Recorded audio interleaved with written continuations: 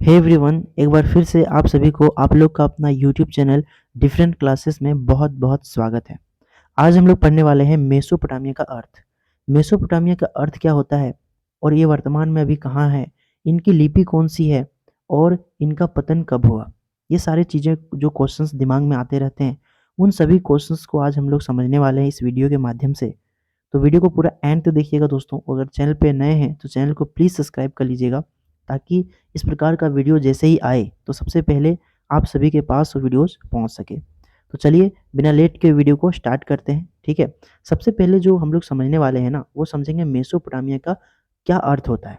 ठीक है, मेसोपोटामिया हम लोग सुनते हैं तो दिमाग में एक ही ख्याल आता है कि यार ये मेसोपोटामिया होता क्या है। ठीक है, चलिए समझते हैं। देखिए, मेसोपोटामिया एक यूनानी भाषा है। ठीक है, यूनानी भाषा के दो शब्दों यानी कि मेसो प्लस पोटामिया से मिलकर बना है।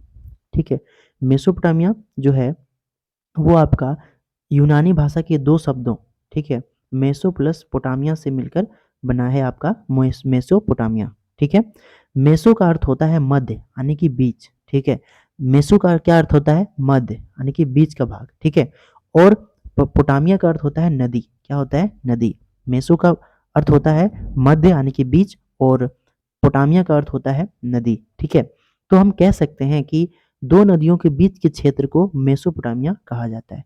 इसका मतलब ये हुआ कि हम लोग ये कह सकते हैं कि दो नदियों के बीच के क्षेत्र को क्या कहते हैं, मेसोपोटामिया कहा जाता है। ठीक है, मान लीजिए एक नदी इधर से गुजरा हुआ है, ठीक है, और एक नदी इधर से गुजरा हुआ है। ठीक है, तो इनकी जो बीच की भूमि है ना, मतलब बीच की जो जमीन है ना, उसी को हम लोग क्या कहते हैं, मेसोपोटामिया कहते हैं। ठीक है, कोई दिक्कत नहीं है जी। चलिए आगे समझते हैं। वर्तमान समय में मेसोपोटामिया इराक में स्थित है। इराक देश जो है वहाँ पर आपका जो है सो अभी मेसोपोटामिया स्थित है। ठीक है, और पहले इसे मेसोपोटामिया कहा जाता था। तो अभी जो वर्तमान में अगर पूछा जाए तो ये आपका इराक में है। ठीक है, यह इलाका दजला और फरात नदियों के बीच के क्षेत्र में मेसोपोटामिया का विकास हुआ था। मतलब जो मेसोपोटामिया था उनकी दो नदियों के बीच में हुआ था। ठीक है, जिसका एक नदी का नाम था दजला और एक नदी का नाम था फरात। ठीक है, इन्हीं दो नदियों के बीच जो है मेसोपोटामिया की सभ्यता का जो है विकास हुआ था। ठीक है, नदियों दजला और फरात नदियों के बीच के क्षेत्र को मेसोपोटामिया मेसोपोटामिया का विकास हुआ था, और ये नदी फारस की खाड़ी खाड़ी में गिरती है। ठीक है, जिस प्रकार हमारा जो बंगाल की सॉरी ये गंगा नदी जो भारत में बहती है, वो कहाँ गिरती है जी, वो गिरती है आपका बंगाल की खाड़ी में। ठीक है, उसी प्रकार जो है ये दजला और फरात नदी जो थे उनके बीच में जो है, ये मान लीजिए दजला और ये फरात, इनके जो बीच में है वहीं आपका मेसोपोटामिया सभ्यता का विकास हुआ था।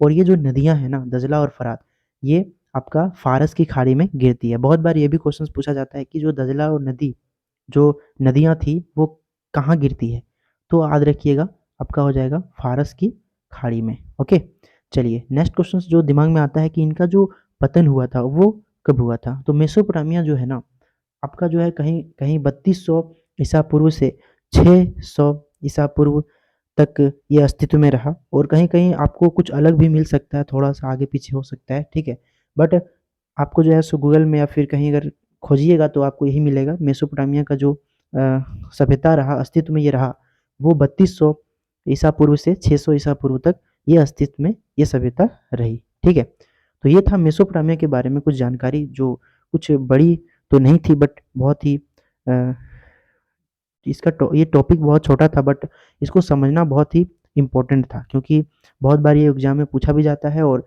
मेसोपोटामिया बहुत ही जो है सो फेमस है ना। आप अगर आस पढ़ रहे हैं और तो आपको जानना ज़रूरी होता है।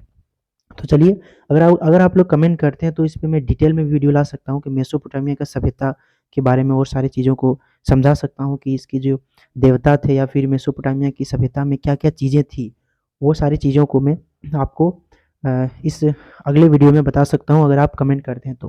तो चलिए दीजिए इजाज़त, मिलते हैं फिर अगले वीडियो में। तब तक रखिए अपना ख्याल, हँसते रहिए, मुस्कुराते रहिए और पढ़ते रहिए। जय हिंद, जय झारखंड।